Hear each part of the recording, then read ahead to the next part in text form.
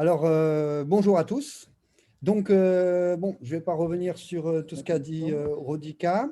Donc, je suis là pour vous présenter une conférence que j'ai intitulée donc, Contextualiser son enseignement entre prescription officielle et gestes professionnels vers des profils de contextualisation selon les disciplines.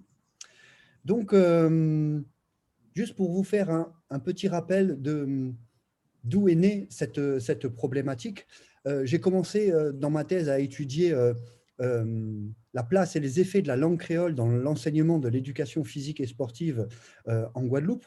Donc, j'ai étudié une contextualisation en lien avec le contexte sociolinguistique de l'enseignement d'une discipline non linguistique. Je suis ensuite parti en Haïti pour regarder un petit peu comment ça se passait là-bas, toujours dans la même discipline, donc en éducation physique et sportive, regarder la place des langues dans les interactions didactiques. J'ai ensuite souhaité étendre un petit peu on va dire, mon champ d'observation en travaillant sur des contextes plus plurilingues comme Saint-Martin et la Guyane et en m'ouvrant aussi à d'autres disciplines pour étudier toujours la gestion des langues et du plurilinguisme dans les interactions, donc sur plusieurs territoires et sur plusieurs disciplines. Et j'en suis arrivé, si vous voulez, à me questionner sur des contextes d'autres natures, c'est-à-dire des contextes historiques, sociologiques, culturels, géographiques, écologiques, pour essayer de prendre un peu de hauteur et de regarder cette question de la contextualisation à travers les différentes disciplines scolaires. Alors, avant de commencer plus particulièrement l'exposé de mon travail, je vais vous donner quelques petits exemples. Voici une banderole qui était affichée sur un pont en Guadeloupe.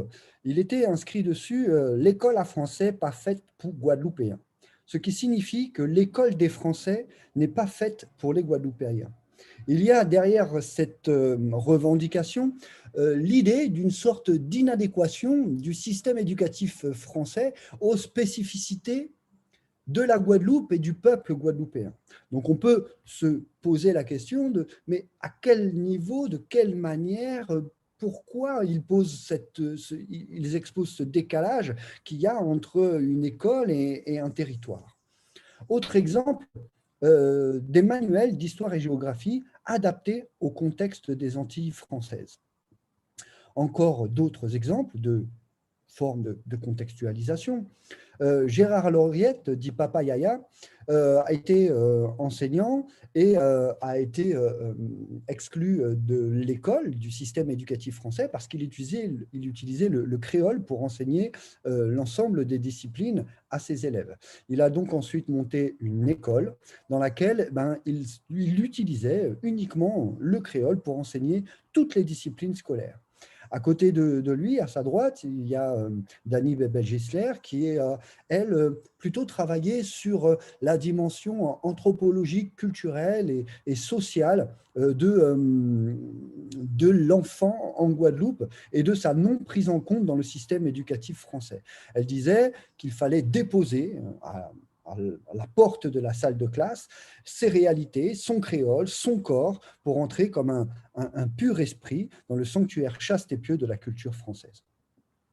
Autre exemple de forme de contextualisation, l'introduction de l'enseignement du créole par Hector Poulet et Sylvia Altetschid dans un collège à Capesterre dans les années 80.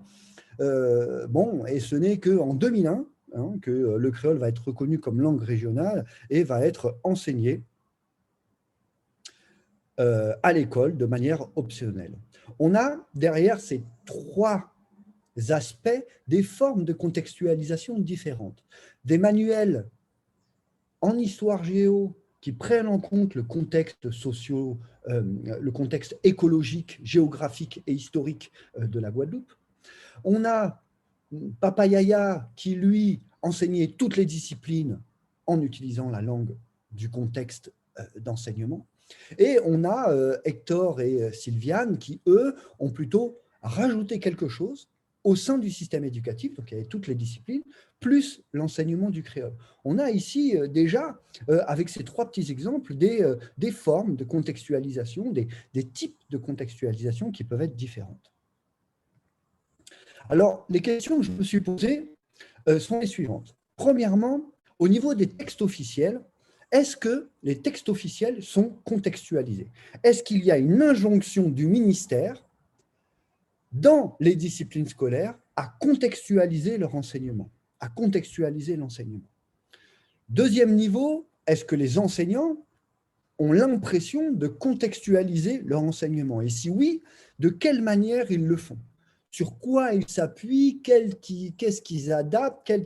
Qu'est-ce qu'ils ajustent dans leur pratique professionnelle pour prendre en compte certains contextes? Et enfin, la question des disciplines scolaires, est-ce qu'il y a finalement des différences ou des ressemblances de contextualisation selon la discipline dans laquelle on se trouve? Autrement dit, est-ce qu'on contextualise pareil en mathématiques, en lettres modernes, en EPS, en SVT ou pas? Ou est-ce qu'il y a des formes qui sont partagées ou d'autres qui sont totalement spécifiques à une discipline? Donc, j'ai essayé de croiser toutes ces questions pour arriver à cet objet d'étude. Donc, mon objectif, c'est d'identifier et de comparer des formes de contextualisation dans les textes officiels et les discours des enseignants selon les disciplines scolaires. L'idée est de dresser des profils disciplinaires de contextualisation, de repérer des gestes professionnels en lien avec la contextualisation. Alors, on va voir un petit peu tout à l'heure la différence entre gestes de métier et gestes professionnels.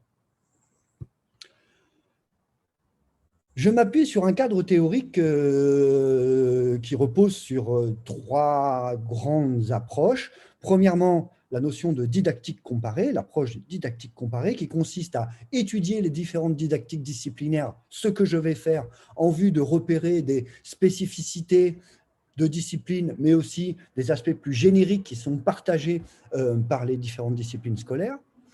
Sur la didactique professionnelle qui vise à analyser les pratiques, alors moi je ne vais pas encore les analyser sur le terrain, enfin j'en ai fait quelques-unes, mais dans ce travail, ce n'est pas ce que je vais vous présenter, mais c'est analyser les pratiques de professionnels en vue de tirer des choses pour la formation.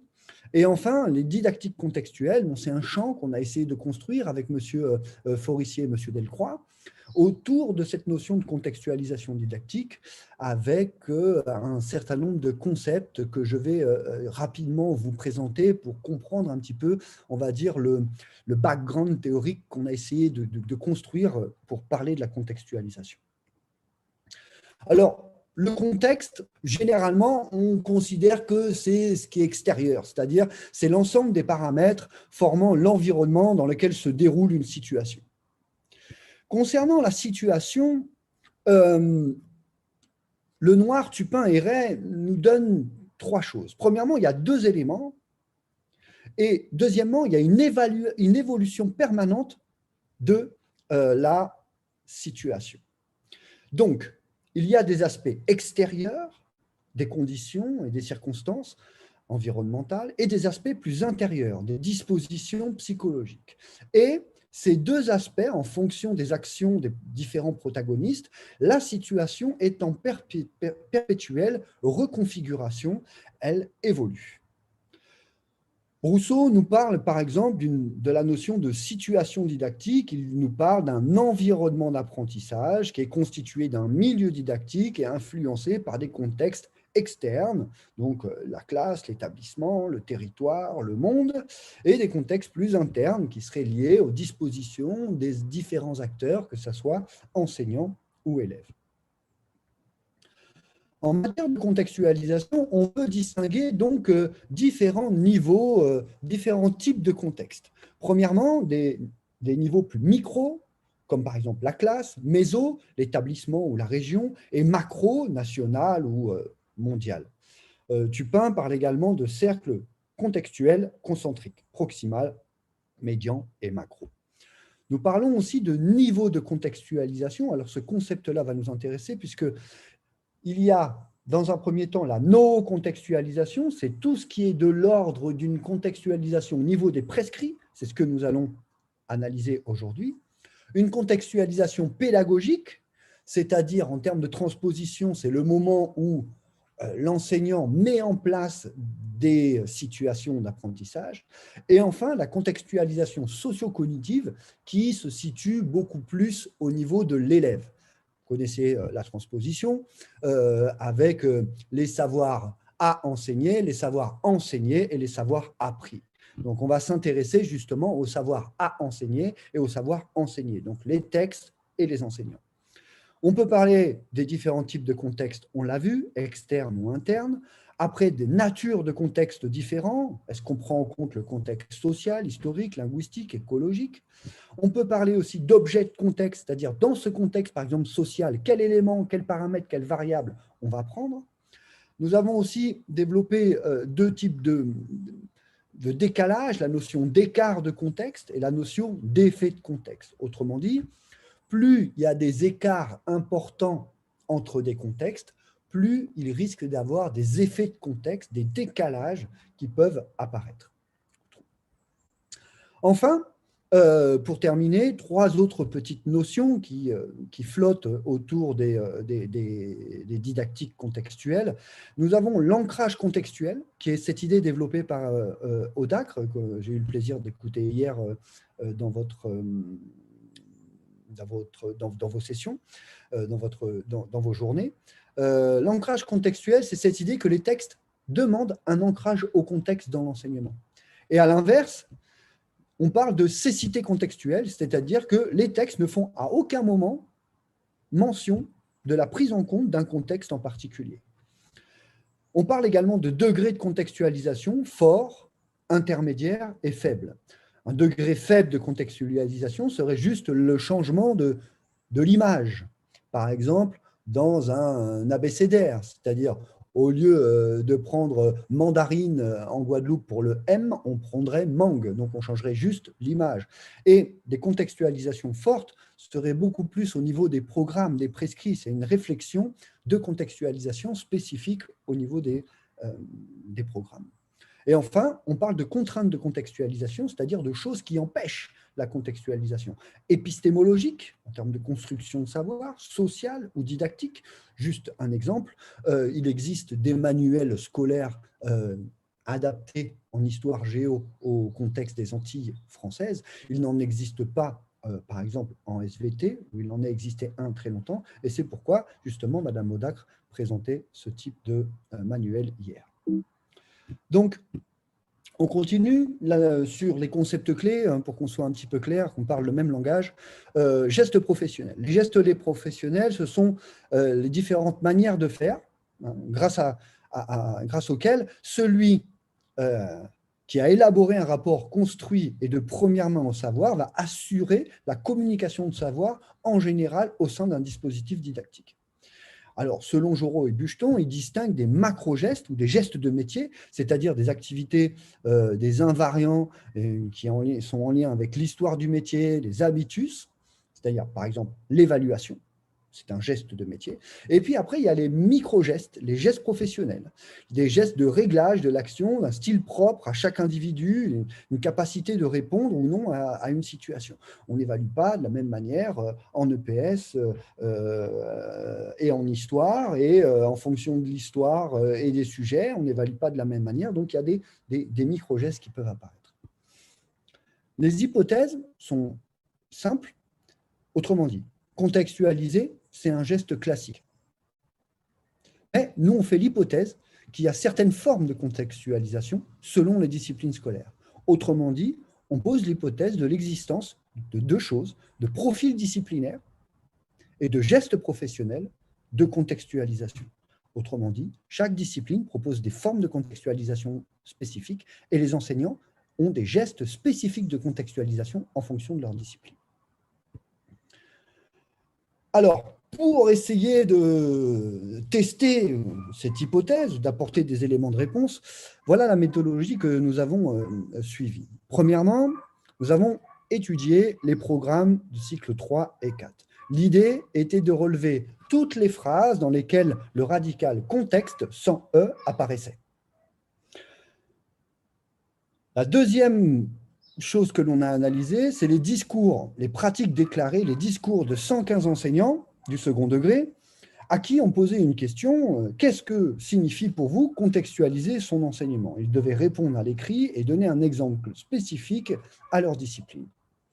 On a utilisé une méthode quantitative et qualitative et on s'est restreint pour l'instant à 6 disciplines. La langue vivante étrangère, les lettres modernes, les maths, l'histoire géo, les SVT et le PS. Concernant les prescrits, quand on fait une analyse de la place du mot contexte dans les textes officiels, donc il apparaît 131 fois. 92 pages comportent une ou plusieurs fois le mot contexte sur 386. Autrement dit, une page sur 4 présente un mot en lien avec le contexte, contextualisé, contextualisation, recontextualisation, décontextualisation. Il y a donc une place très importante dans les textes officiels du contexte. Mais de quel contexte on parle? Ensuite, nous avons relevé les mots qui apparaissaient le plus souvent, toujours dans ces phrases où il y avait le mot contexte. Au-dessus de 20, histoire, élève, culture. Voilà les mots qui apparaissent plus de 20 fois.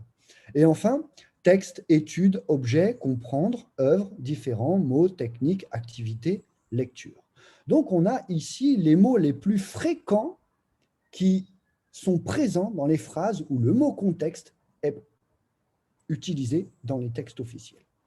Si on fait une analyse par discipline, on se rend compte que il y a des disciplines dans les programmes où le mot contexte apparaît plus. Par exemple, il apparaît 32 fois en lettres modernes, 18 fois en histoire géo, 8 fois en langue vivante étrangère et en mathématiques, 5 fois en SVT et 2 fois en EPS. Si on regarde un petit peu plus en détail, donc j'ai extrait quelques phrases que j'ai analysées dans ces programmes, et puis j'ai essayé de comprendre de quel contexte il s'agissait, puisqu'en fait, ce mot est extrêmement polysémique, vous allez vous en rendre compte dans les textes officiels.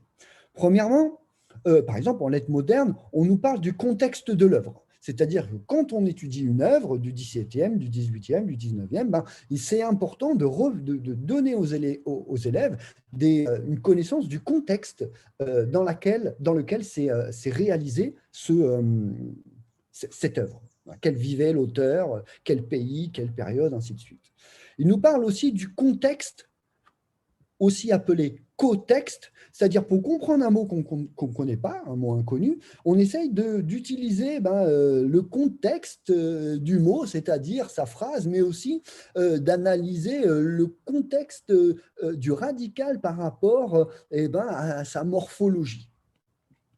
Donc on voit ici, par exemple, deux formes de contextualisation utilisées en lettres modernes différentes. En histoire géo, on nous parle de confrontation des contextes dans le temps et dans l'espace. Si je prends, par exemple, au niveau de la géographie, la contextualisation mettant en relation le lieu étudié avec d'autres lieux et avec le monde donne la possibilité de continuer le travail sur les grands repères géographiques. Autrement dit, on part d'un contexte, on le compare à un autre contexte, et ensuite, ces confrontations de contextes permettent de travailler, on va dire, des notions spécifiques en géographie. Concernant les langues vivantes étrangères et régionales, il nous parle de 3 contextes pour moi. Après, c'est discutable, c'est mon analyse, mon interprétation des textes officiels.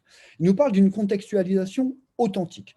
Autrement dit, il faut créer des contextes authentiques de communication pour faire parler les élèves en langue vivante étrangère ou régionale. Ils nous disent aussi que d'apprendre une langue étrangère, ça favorise l'accès à d'autres contextes culturels. Donc, l'ouverture intellectuelle à d'autres cultures peut se faire en LVE. Et enfin, ils utilisent aussi la notion de contexte comme le texte dans un livre avec des images, des illustrations, et donc en fait d'utiliser le contexte du livre, de la page, pour mieux comprendre le texte.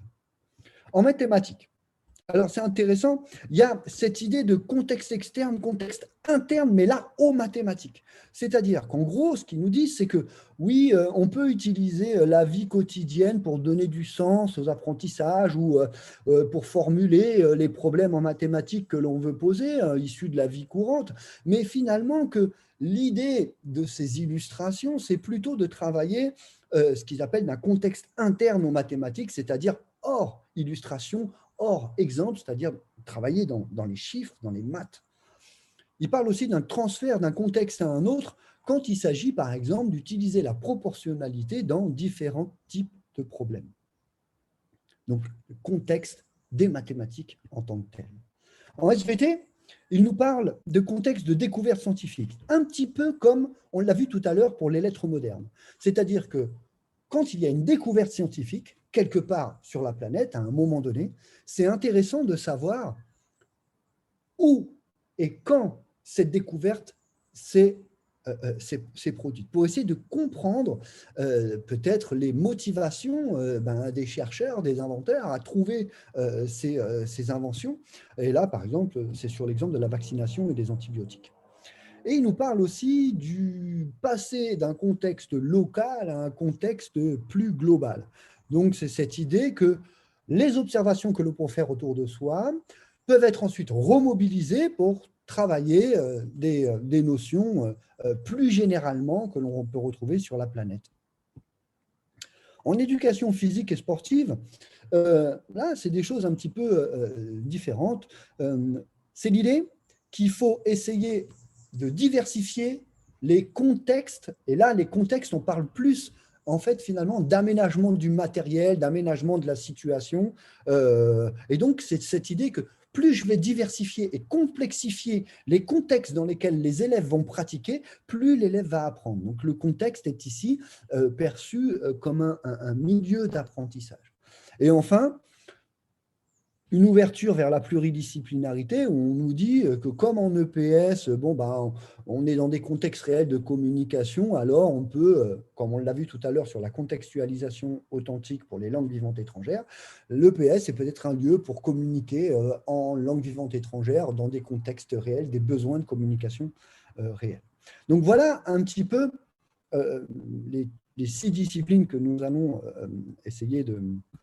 pour lesquels nous allons essayer de dresser des profils disciplinaires de contextualisation. Je vous ai mis quelques autres extraits pour d'autres disciplines. Par exemple, en éducation musicale, c'est cette idée de comparer des sons dans différents types de musique issus de différentes aires géographiques.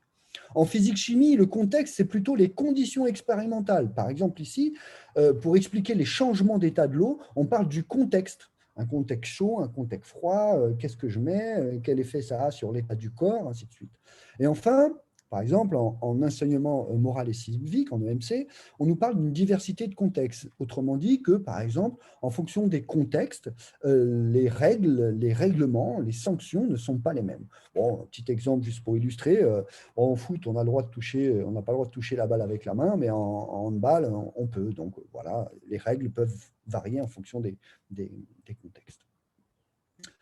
Voilà pour la première petite analyse au niveau des textes officiels. On passe maintenant à l'analyse des réponses des enseignants à la question que je leur ai posée. Donc pareil, j'ai fait une analyse un peu quantitative des mots les plus souvent présents. Donc pour tous les enseignants, hein, pour les 115, élèves, je reviens en arrière. Élèves, compte, adapter, environnement, culture, faire, apprentissage, tenir, mettre, situation, prendre, social. Alors, on voit d'abord qu'il y a l'élève, on voit que finalement, cet élève, c'est l'élément central, c'est-à-dire qu'avant tout, je contextualise en fonction des élèves que j'ai dans ma classe. Deuxièmement, après, c'est tous les verbes d'action, hein, prendre en compte, tenir compte, mettre en situation, adapter. Donc voilà, toutes les verbes d'action qui sont relatives justement aux gestes professionnels. Et puis après, on voit l'environnement, la culture, le social. Voilà les mots qui ressortent le plus souvent, donc qui sont partagés finalement, qui viennent de ces, on va dire, de ces gestes de métier. Alors, je ne vais pas revenir sur tous les mots. Mais donc voilà, vous voyez bien que ces mots sont partagés par toutes les disciplines. Là, alors,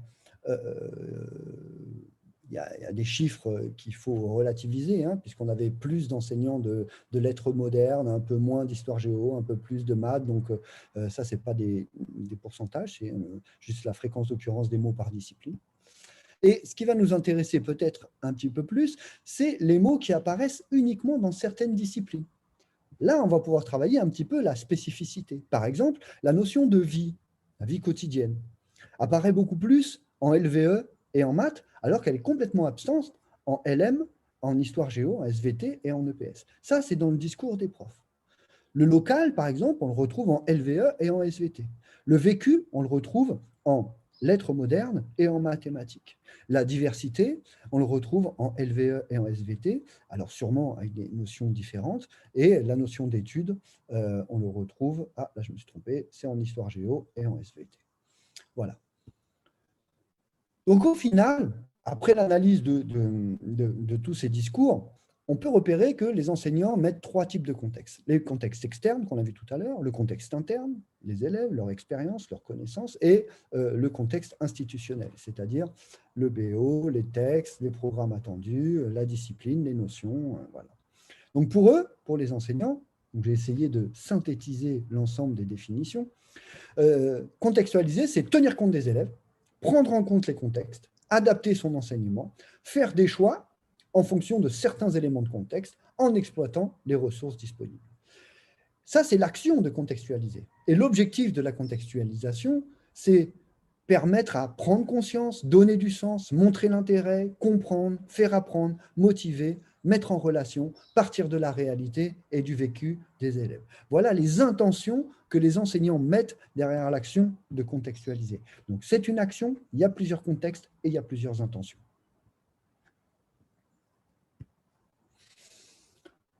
Si on prend plus particulièrement les discours des enseignants de lettres modernes, et là, on va faire un petit clin d'œil à ce qu'on a vu tout à l'heure au niveau des textes officiels, les enseignants nous parlent effectivement du contexte de l'œuvre. Donc, c'est important de discuter du contexte de création de l'œuvre.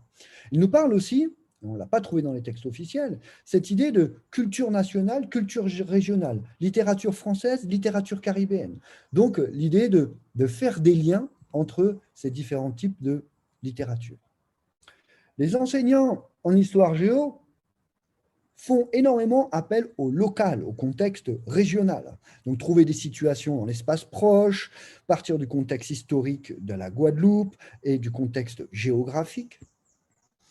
Les langues étrangères nous parlent de contextualisation authentique, pour qu'ils soient véritablement acteurs, d'adaptation au contexte, donc c'est-à-dire de trouver des supports, l'adaptation des supports au contexte, mais aussi de prendre en compte la réalité, le contexte réel, le contexte de vie des élèves. En mathématiques, on nous parle beaucoup du contexte réel d'utilisation. C'est ce qu'on a vu un petit peu tout à l'heure, contexte externe, contexte interne aux mathématiques. Donc le contexte réel, bon, voilà, choisir des situations de la vie courante, proches de son vécu, et ainsi de suite. En SVT, on nous parle de ressources locales, du public et des objectifs du BO. Donc par exemple, dans cette citation, on voit bien les trois aspects, le contexte externe, les ressources locales, les contextes internes, le public, et puis les contextes institutionnels, les objectifs du BO. On nous parle, comme les mathématiques, d'une adaptation, une contextualisation des supports. Enfin, en EPS, les enseignants nous disent que en fait, c'est surtout les outils utilisés, les élèves, la manière de s'exprimer, les besoins particuliers. Donc, on voit bien qu'il y a là une articulation entre une pédagogie différenciée, on pourrait dire, qui serait une forme de contextualisation face aux élèves, et une contextualisation régionale. Bon, je ne sais pas comment c'est en Polynésie française, mais en tous les cas, nous, en termes de piscine, de gymnase, de matériel, en fait, les enseignants, ils font un peu avec les moyens du bord. Donc, ils travaillent avec des conditions réelles. Et pour eux, ça, c'est contextualiser leur enseignement que de tenir compte que j'ai que 2 cerceaux, un ballon. Pour jouer au basket, ça va être difficile. Alors, si on arrive à la phase de discussion, on essaye un petit peu d'aller vers nos objectifs. Est-ce qu'on y arrive à des profils, à des gestes disciplinaires de contextualisation spécifiques et génériques? Alors, en gros, ce qu'on a pu voir dans l'exposé, c'est qu'il y a des degrés forts dans les prescrits. Une page sur 4 présente une ou plusieurs fois le mot contexte, qu'il y a des ancrages contextuels variables d'une discipline à l'autre, très fort en français et en histoire géo, intermédiaire en maths et en LVE et faible en SVT et en EPS, qui a un degré fort de contextualisation chez les enseignants, qui a différentes natures de contextes qu'on a pu analyser dans les textes officiels et dans les discours des enseignants, internes, externes, institutionnels et disciplinaires. Donc, si on prend un petit peu une définition globale sur le plan de la no-contextualisation, contextualiser serait concevoir des activités d'étude et d'analyse des techniques de travail sur des objets issus de la vie du monde et de contextes différents et variés en fonction des caractéristiques et des besoins des élèves, afin de permettre et de comprendre et d'apprendre des connaissances et de contribuer à l'éducation et de donner du sens aux apprentissages. En rouge, vous avez l'action. En vert, vous avez les éléments de contexte à prendre en compte, et en bleu, vous avez les intentions, les objectifs.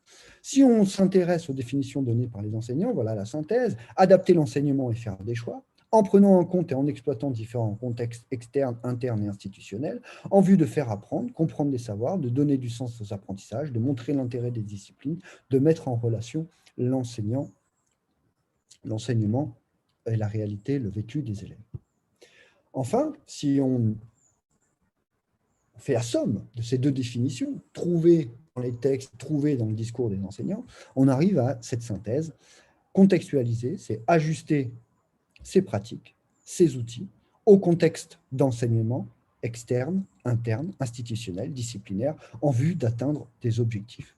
Donc finalement, ça, c'est un petit peu ce qu'il y a de spécifique, de générique, j'ai envie de dire, transversal à l'ensemble des disciplines scolaires. Alors là, on arrive à la dernière phase, c'est-à-dire cette tentative de définition de profil disciplinaire. Alors, bon, je me suis lâché sur les adjectifs, excusez-moi, mais bon, j'ai voulu donner mon interprétation. Donc, les lettres modernes, c'est faire des contextes, que ce soit le contexte du texte ou le contexte de production de l'œuvre, des moyens de compréhension pour les élèves. Autrement dit, en lettres modernes, ça serait une contextualisation qui serait compréhensive et facilitatrice. En histoire géo, ce serait partir de l'étude de cas de l'environnement proche des élèves et des ressources locales pour enseigner le global. L'idée serait d'avoir une contextualisation qui serait transpositive d'un contexte à l'autre et généralisatrice pour faire émerger des notions. En langue vivante étrangère, on parle de contextualisation actionnelle, pour mettre l'élève en action, et réaliste, en lien avec la réalité des élèves.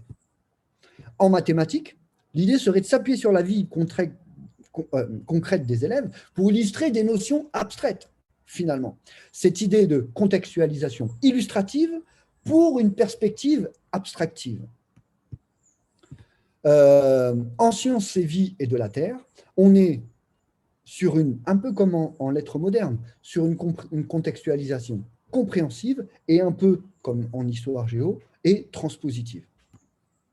C'est-à-dire partir d'études de l'environnement proche pour enseigner le global. Enfin, en EPS, on l'a vu, des contextes divers, donc une contextualisation diversifiée, et pragmatique, on fait avec les moyens du bord. Ben voilà mon super schéma. Je n'en suis pas très fier, mais bon.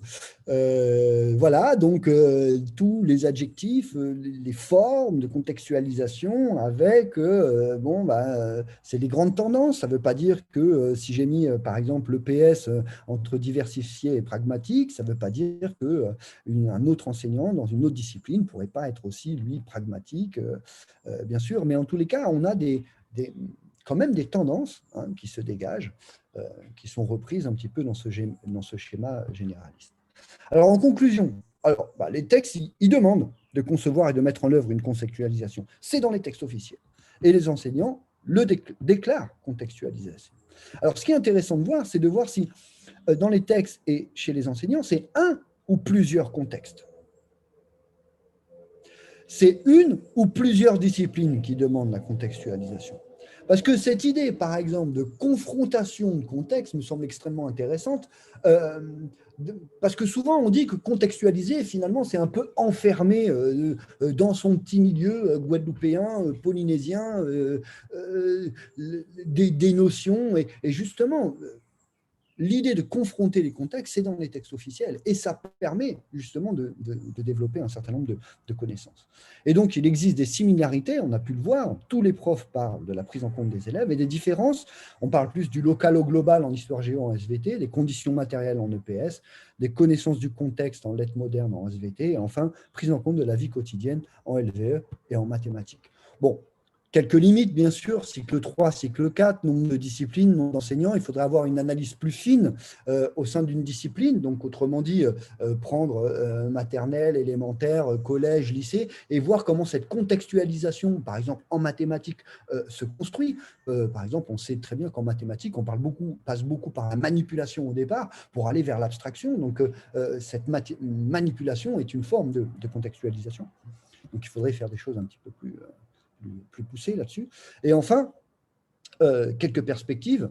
Déjà, d'analyser tous les exemples qui m'ont été donnés par les enseignants, ce que je n'ai pas été faire encore, d'analyser des pratiques réelles, donc aller observer les contextualisations concrètement, et toujours de comparer entre les niveaux, les disciplines, les territoires, et qu'est-ce qu'on pourrait en tirer, puisqu'on est aussi dans une perspective de didactique professionnelle pour la formation des enseignants.